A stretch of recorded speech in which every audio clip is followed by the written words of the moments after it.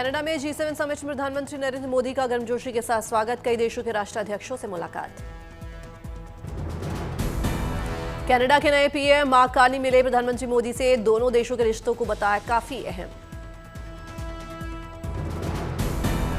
France के राष्ट्रपति Emmanuel Macron के साथ पीएम मोदी का दिखा मजाकिया अंदाज, कुछ देर तक हुई बात। इटली के प्रधानमंत्री मेलनी के साथ पीएम मोदी का दिखा बेहतरीन तालमेल, दोनों ने हाथ मिलाए और फिर साथ में तस्वीर भी खिंचवाई। प्रधानमंत्री मोदी क्रोएशिया के लिए हुए रवाना, कई अहम मुद्दों पर होगी द्विपक्षीय वार्ता। दिल्ली एनसीआर में अगले 3 दिनों तक बारिश के आसार, तापमान में घटने के साथ मौसम हुआ सुहाना। दिल्ली से सटे गाजियाबाद में भी बादल जमकर बरसे, कई इलाकों में जल जमाव।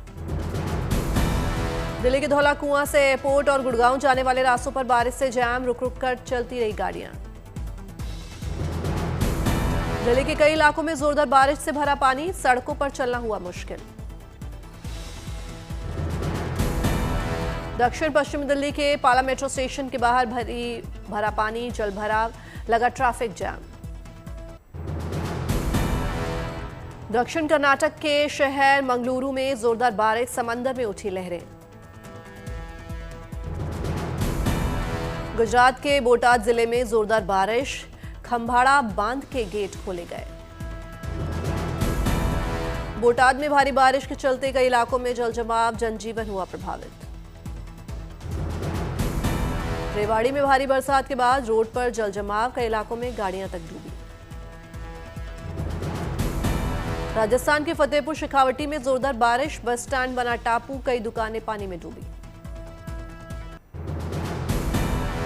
गुजरात में भारी बारिश के बाद बिगड़े हालात, कई नदियां उफान पर, कच्छ सहित कई निचले इलाकों में जल भरा। अमरेली में भारी बारिश के कारण मेरामन नदी में आई बाढ़, खेत में फंसे 5 मजदूरों को एनडीआरएफ की टीम ने सुरक्षित निकाला बाहर। झारखंड में मानसून ने दी दस्तक, अगले 5 दिनों तक भारी बारिश की चेतावनी। हिमाचल प्रदेश में मानसून से पहले हुई बारिश, लोगों को मिली गर्मी से राहत, मौसम हुआ सुहाना। शिमला में बारिश को लेकर मौसम विभाग ने जारी किया अलर्ट, 20 से 22 जून के बीच कुछ इलाकों में भारी बारिश की संभावना। इजरायल ईरान तनाव के बीच भारत का मिशन रेस्क्यू शुरू, आर्मेनिया पहुंचे 110 भारतीय, तेहरान समेत कई शहरों से भी सुरक्षित वापसी का सिलसिला जारी। आर्मेनिया से आज भारतीय नई दिल्ली के लिए भर सकते हैं उड़ान, अन्य भारतीयों को भी निकालने की कवायद जारी। ईरान की सीमा से लगे देशों के संपर्क में भारतीय विदेश मंत्रालय, अन्य भारतीयों को निकालने के लिए तुर्कमेनिस्तान से भी बातचीत जारी। अजरबैजान की राजधानी बाकू के रास्ते भी भारतीयों की हो सकती है स्वदेश वापसी, दिल्ली से विदेश मंत्रालय ने संपर्क किया।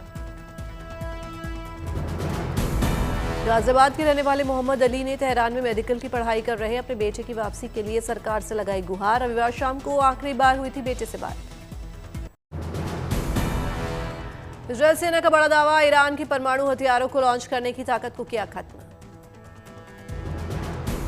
अमेरिका के राष्ट्रपति ने ईरान से बिना शर्त आत्मसमर्पण करने की कही बात, बोले धीरे धीरे समाप्त हो रहा है हमारा धैर्य।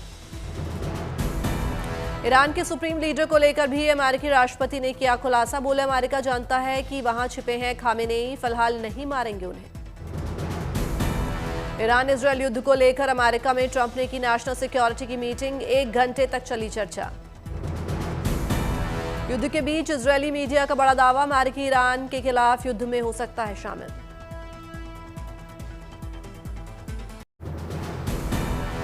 एंटी सबमरीन वॉरफेयर युद्धपोत आईएनएस अर्नाला आज नौसेना में होगा शामिल, देश का पहला स्वदेशी एंटी सबमरीन युद्धपोत है अर्नाला। विशाखापट्टनम नेवल डॉकयार्ड में नौसेना में शामिल होगा Arnala, chief of defence staff Anil Chauhan मौके पर रहेंगे मौजूद। कोलकाता की रीच शिप बिल्डर्स और एल&टी शिप बिल्डर्स ने मिलकर किया है अर्नाला का निर्माण, वसई के पास ऐतिहासिक अर्नाला किले के नाम पर रखा गया है नाम। 77 मीटर लंबा है ये स्वदेशी एंटी सबमरीन युद्धपोत, 1490 टन के करीब है इसका वजन। समंदर में 40 किलोमीटर प्रति घंटा है एनएस अर्नाला की रफ्तार। युद्धपोत पर 7 अधिकारियों समेत 57 नौसैनिकों की तैनाती की जा सकेगी। चारधाम में रोजाना उमड़ रहा आस्था और भक्ति का सैलाब। अब तक 31,19,000 श्रद्धालुओं ने दर्शन किए। केदारनाथ धाम में लगा भक्तों का तांता। श्रद्धालुओं का आंकड़ा 11 लाख के पार पहुंचा। बद्रीनाथ धाम में रोजाना रिकॉर्ड तोड़ दर्शन। अब तक 8,60,000 भक्तों ने किए बाबा बद्री विशाल के दर्शन। गंगोत्री और यमुनोत्री धाम में श्रद्धा का सैलाब। दोनों धामों में अब तक 5-5 लाख श्रद्धालुओं ने की पूजा अर्चना। सिखों के पवित्र तीर्थस्थल हेमकुंड साहिब में बड़ी संख्या में पहुंचे हैं भक्त। अब तक 1,28,000 श्रद्धालुओं ने टेका मत्था।